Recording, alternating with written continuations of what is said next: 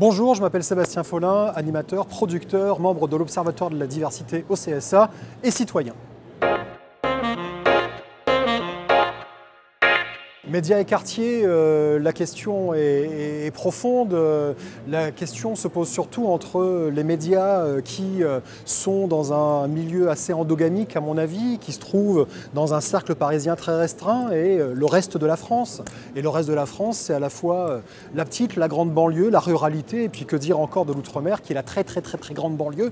Donc il y a une vraie méconnaissance. Et je pense que le vrai problème pour expliquer cette méconnaissance, c'est qu'on est dans un milieu social, que ce soit chez les médias, les dirigeants, et même au-delà de ça, chez les politiques, un milieu social qui est toujours le même. Donc il faut réussir à l'ouvrir.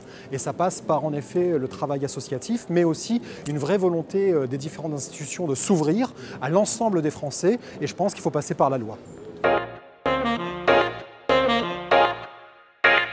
Alors il y a beaucoup de médias citoyens, de médias de quartier. Donc oui, en effet, le numérique permet à ceux qui ne sont pas entendus dans les médias mainstream de se faire entendre. Mais à mon avis, tant que ces médias n'infuseront pas, du moins ne rentreront pas dans la grande ligne mainstream, ça restera deux mondes parallèles. Le but quand même en France, c'est qu'on vive tous ensemble. Aujourd'hui, on est dans un pays où la discorde gagne du terrain. Or, ce que l'on veut, c'est de la concorde.